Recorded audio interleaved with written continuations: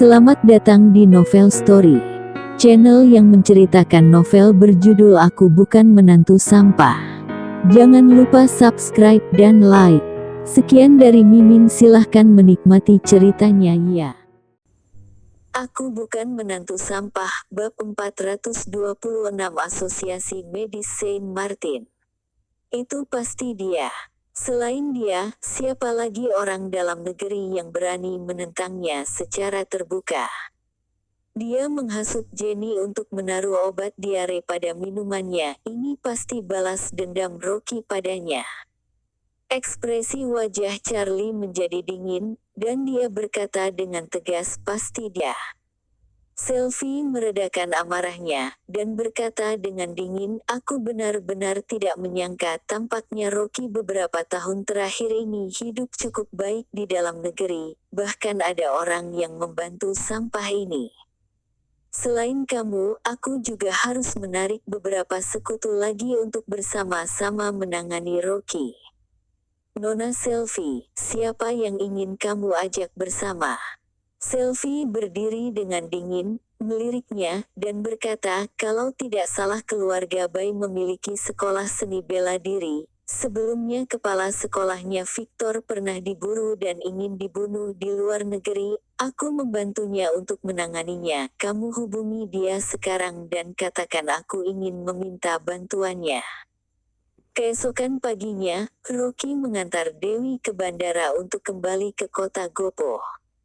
Dewi dengan enggan berkata, suamiku, aku akan menunggumu kembali. Rocky mengangguk dengan sungguh-sungguh, dan bersumpah dalam hatinya bahwa Dewi harus masuk ke gerbang rumah keluarga Lin dengan terang-terangan dan diakui oleh seluruh anggota keluarganya. Setelah mengantar Dewi, Rocky menerima telepon dari Sharfilu. Dia memintanya untuk bersiap. Pertemuan sosialisasi akademik akan diadakan sore hari di ruang rapat pengobatan tradisional negara.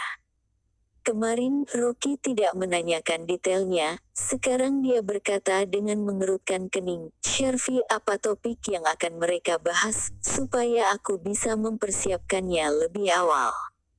Direktur Rocky, kali ini yang datang berpartisipasi adalah Asosiasi Medis Saint Martin. Kali ini topik utama yang akan dibahas adalah tentang pengobatan tradisional Tiongkok, dan beberapa profesor juga mempelajari resep pengobatan tradisional Tiongkok. Aku telah menyebutkan secara singkat mengenai salep intermiten baru Anda. Mereka merasa sangat tertarik. Anda dapat memperkenalkannya kepada mereka nanti di panggung. Oke. Rocky mengangguk, dia merasa sedikit terkejut. Asosiasi Medis Saint Martin terkenal di dunia dan mengumpulkan banyak dokter terkenal di dalam dan luar negeri. Namun, Saint Martin sebelumnya hanya berfokus pada penelitian pengobatan barat. Tidak disangka mereka menjadi tertarik pada pengobatan tradisional Tiongkok. Ini adalah kesempatan bagus untuk mempromosikan pengobatan tradisional Tiongkok ke dunia. Pengobatan tradisional negara adalah aula pengobatan tradisional Tiongkok dan jendela bagi kalangan medis luar negeri untuk memahami pengobatan tradisional Tiongkok. Sekarang dapat mempromosikan pengobatan tradisional Tiongkok melalui asosiasi. Selain itu, ia juga dapat memanfaatkan kesempatan ini untuk mempromosikan salep intermiten. Produksi pertama salep intermiten akan dikirim ke kota Sahaja hari ini. Dia bisa memanfaatkan kesempatan ini untuk mempromosikannya dan menciptakan momentum untuk peluncuran obat baru besok. Pada saat ini, Sharfilu mengubah percakapan dan berkata sambil tersenyum masam, Direktur Rocky, aku harus melaporkan sesuatu kepada Anda. Apa itu? Sharfilu mendesah tak berdaya dan berkata, karena orang yang sebelumnya selalu berkontak dengan Saint Martin adalah Junandus, jadi mereka secara khusus meminta Junandus untuk hadir dan memberikan laporan akademis. Rocky mengerutkan kening, mereka mengatakan harus Junandus. Junandus memiliki hubungan yang baik dengan wakil direktur Giani dari pihak mereka, dan dia juga pernah mentraktir Giani untuk makan ketika dia pergi ke luar negeri, jadi mereka membuat permintaan ini. Setelah Sharfilu selesai mengatakan itu, dia bergegas menjelaskannya lagi, namun, Direktur Rocky jangan khawatir, aku telah menolaknya, aku bilang Direktur Junandus telah tidak menjabat lagi. Baguslah kalau begitu. Rocky mengangguk. Dia tahu bahwa kemampuan pengobatan tradisional Tiongkok Junandus tidak begitu bagus. Dia juga angkuh, jika Junandus datang untuk membuat laporan akademis dan membuat sedikit kesalahan, wartawan luar negeri pasti akan memanfaatkan kesalahan ini. Saat itu, jangankan mempromosikan pengobatan tradisional Tiongkok, wartawan luar negeri bahkan dapat mengambil kesempatan untuk menjelek-jelekan pengobatan tradisional Tiongkok. Melihat sudah hampir siang hari, Rocky berkata, aku akan ke sana sekarang. Setelah selesai bicara, dia langsung pergi ke pengobatan tradisional negara untuk mempersiapkan rapat dengan Asosiasi Medis Saint Martin yang terkenal. Sharfilu menutup telepon, tetapi dia masih mengerutkan kening. Meskipun dia mengatakan bahwa Rocky adalah direktur yang menjabat sekarang, tetapi sikap mereka sangat tegas. Mereka hanya mengakui Junandus. Dengan susah payahnya dia akhirnya membuat pihak mereka menghilangkan pemikiran tersebut. Dia tidak berani memberitahu Rocky tentang hal ini, karena takut merusak suasana persahabatan di antara kedua belah pihak. Pintu masuk Hotel Hilton. Beberapa mobil kecil melaju dan berhenti. Belasan hingga 20-an orang asing dengan hidung mancung dan setelan jas yang bagus berjalan keluar dari mobil. Junandus dengan 7-8 asisten sedang menunggu di depan pintu hotel. Ketika mobil berhenti, dia menyapa mereka dengan antusias. Dia langsung berjalan ke depan orang asing berambut coklat bermata biru yang berusia sekitaran 50-an tahun dan menjabat tangannya dengan ramah. Wakil Direktur Giani, Anda akhirnya datang, aku telah menunggu cukup lama. Orang asing berambut coklat ini adalah Wakil Direktur Saint Martin. Kali ini dia memimpin tim ke Huaxia untuk memberikan laporan akademis. Dia berjabat tangan dengan Junandus sambil tersenyum dan berbicara dengan bahasa Mandarin yang kaku. Sudah lama tidak bertemu, Direktur Junandus. Aku bukan lagi direktur.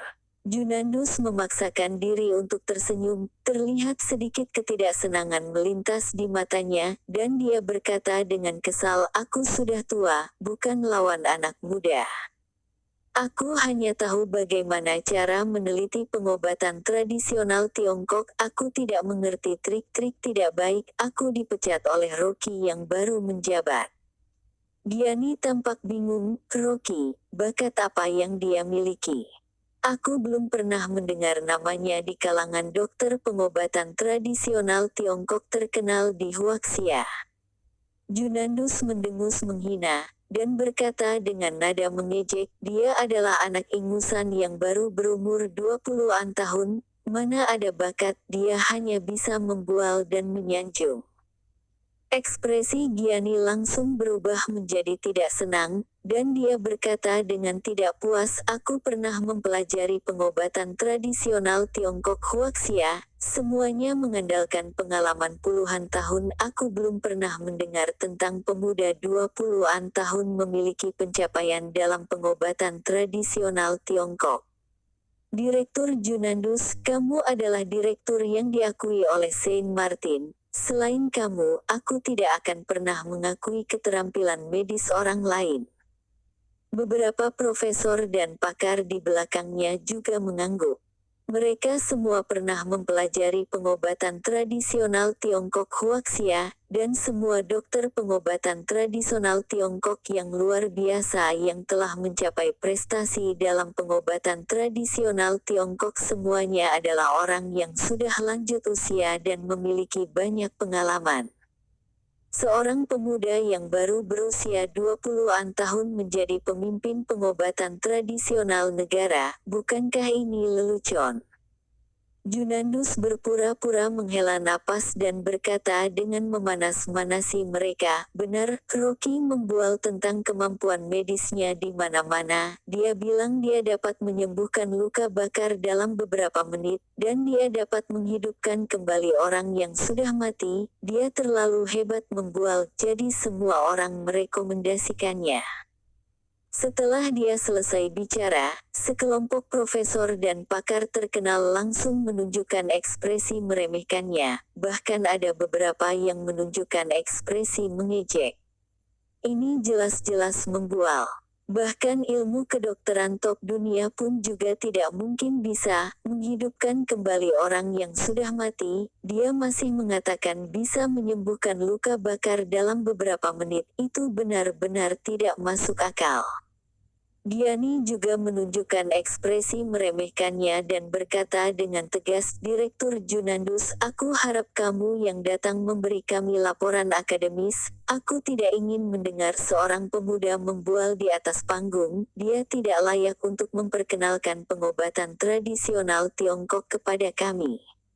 Aku akan mengatakan kepada pengobatan tradisional negara agar Anda yang harus memberikan laporan, jika tidak kami semua akan pergi." Junandus diam-diam merasa senang di dalam hatinya. Bagaimana bisa begitu? Aku telah dipecat dari pengobatan tradisional negara oleh Rocky. Dia tidak layak menjadi pemimpin. Gianni berkata dengan arogan, "Kami akan menulis surat keterangan dan mengumumkannya pada semua orang. Pembohong seperti dia harus dikeluarkan dari kalangan medis dan merekomendasikan kamu sebagai pemimpin lagi." Junandus langsung merasa sangat gembira, dia gembira hingga jantungnya hampir meloncat keluar. Jika Rocky dipermalukan dalam laporan akademik dan kehilangan martabat hingga ke luar negeri, ia tidak hanya tidak bisa mengembalikan martabatnya, dia juga bisa kembali menjadi pemimpin lagi. Terima kasih telah menonton, jangan lupa like, komen dan subscribe ya teman-teman agar saya semangat melanjutkan novel ini. Jika ada yang kurang baik silahkan komen di bawah agar saya memperbaikinya. Sekian dan terima kasih ya.